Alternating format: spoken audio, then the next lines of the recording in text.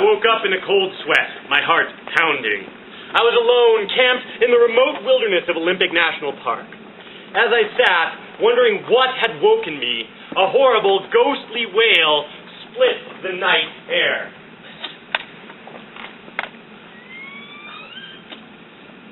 What was that? Anybody have a guess? Bigfoot! You really think he has such a high, effeminate... I'm Bigfoot, fear me!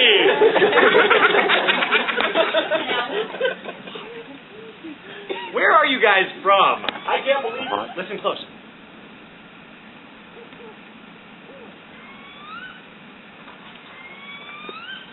So the females typically make that... whereas the males are more of the... Insert your own gender-related joke there, ladies and gentlemen. Not even going to tackle it. But late at night, I have heard both of those calls right here in Heart of the Hills Campground. Keep your ears peeled in the evening. Check out the Tapetaloosa on our friend the Northern Spotted Owl, by the way. He looks like Skeletor from the He-Man comic. Shining out. They have incredible Tapetaloosa. Very good night vision. Finally, into the realm of the truly weird. I was alone, walking in the dim light of a very full moon, when I noticed something extremely strange. An eerie glow was shining through the bushes near the path. Breathless and afraid, I pulled back the brush to reveal a lump of weird, glowing... Well, what is that? It is a mushroom. Very good. Can I get a fist bump? So, it turns out that here in Olympic National Park, there's a species of mushroom, which I've never seen for my own eyes, but my collegists tell me is here, called the honey mushroom, that really does glow in the dark. There's what it would look like under normal lighting. Nobody's totally sure why these mushrooms glow. A common name for it back east is foxfire. You might have heard of foxfire before. Now, there's a couple really interesting things about the phosphorescent mushrooms. In Scandinavia, the Vikings and their ancestors would find a big log all full of these phosphorescent glowing mushrooms, and they would break it into little tiny chips.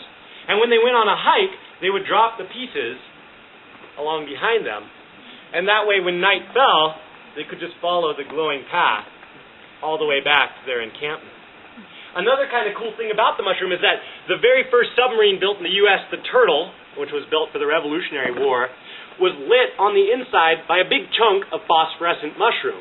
If you light a candle inside a submarine, does anybody see a serious problem with that? You'd run out of oxygen pretty fast because fire consumes oxygen. Phosphorescent mushrooms don't do that. Don't do that. So kind of a cool trick with them. And even though I have very few educational materials other than that about the phosphorescent mushroom, I think it's unbelievable. It's really an example of how little we know about the nighttime world around us. Now, there is one more thing, one more nighttime activity that the Olympics are really exemplary for. And if you are here for any length of time, I'd seriously consider going out and doing a little bit of stargazing. Now, I'm going to read you a short excerpt from one of my favorite authors. This is from Rachel Carson. If you want to close your eyes again, it's pretty poetic. It might help you appreciate what she's trying to describe. One summer night, out on a flat headland, all but surrounded by the waters of the bay, the horizons were remote and distant rims on the edge of space. Millions of stars blazed in darkness, and on the far shore a few lights burned in cottages. Otherwise, there was no reminder of human life. My companion and I were alone with the stars, the misty river of the Milky Way flowing across the sky, the patterns of the constellations standing out bright and clear, a blazing planet low on the horizon. And open them up. If I could take you through time and we could look straight up, we might see something like this right here from Heart of the Hills. Unbelievable stargazing. Up on Hurricane Ridge, we have some of the best stargazing in all of Washington State. It's really, really fantastic. Now, I'm always inspired to go up and spend the evening high in the mountains and just watch the passage of stars across the sky. I remember one night I was camped up on a remote mountain pass and I saw a full moon come up over Mount Rainier. And as it got higher and higher and the light behind it died out, all of the stars started to glitter out. And you really understand at a moment like that why it is that people have to take some time to stare up at the night sky. Of course, there's many, many stories about the significance of the stars. This is one constellation that you should absolutely know if you don't already. As an Alaskan, I'm always kind of excited to find this one in the night sky. What's this lower constellation called? Ursa Major. Ursa Major, the Big Dipper. You might also know it as the Cleaver, the Plow, the Hunters. There's a lot of different names. Almost every culture has a name for this constellation. And then up above? Ursa Minor. The Little Dipper or Ursa Minor. And the last two stars of the Big Dipper point in a direct line up to Polaris. That's right. The North Star. Sometimes when I'm feeling a little homesick, I go out on a clear night and I look up, I find that North Star, and I know I'm facing up towards Alaska, right? Shows me the way to true north. Now, remember, we're in the Olympics. I have to throw a little more Greek mythology out here. The story goes that Zeus, back in the age of old Olympus and the Greek gods, was caught messing around with a beautiful forest nymph named Callisto. Now, this was not her fault by any means, but it angered Zeus's wife, and she turned Callisto into a bear, which is how they rolled back in ancient Greece. And not only did she turn Callisto into a bear, but she made sure that Callisto's baby son would grow to become the mightiest hunter in the region, and therefore arranged matters that one day Callisto's son was poised with a javelin ready to slay his own mother, not knowing that she had been transformed into a bear. Looking down on this scene, Zeus transforms the son into a little bear, and he grabs both of them by their tails, swings them over their head, and casts them up into the night sky, not only explaining how we get Ursa Major, the big bear, and Ursa Minor, the little bear, but also explaining why it is that their tails are so much longer than a real bear's should be. They got stretched out. Now, I read you a little bit from Rachel Carson earlier, and I wanted to finish that thing that I was reading. This picture is called Moonrise over Hernandez, and it was taken by Ansel Adams.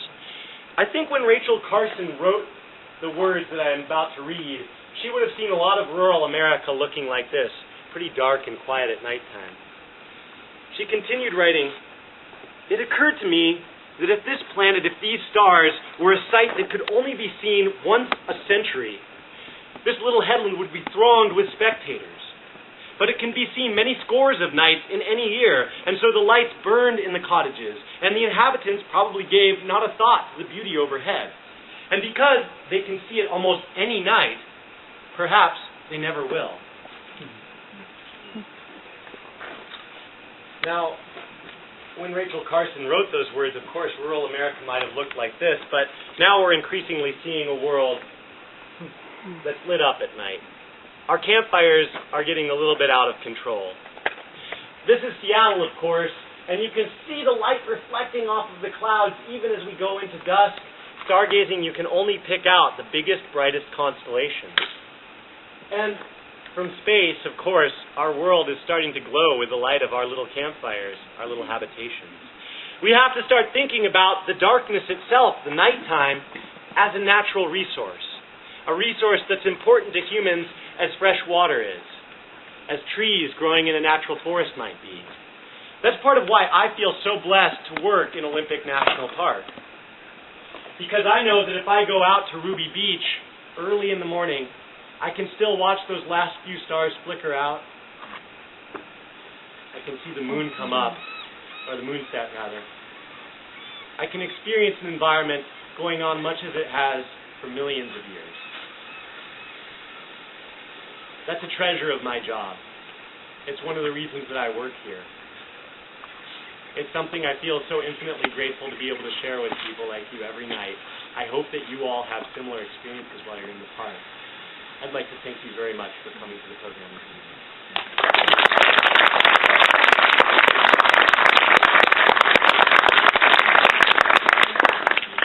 Now, a couple final notices. One, if you have questions, stay. Ask them. If you don't feel pressured to stay. You can retire and I will not feel bad at all. 3, I have some interesting things in this box that I didn't have time to show. A couple wings.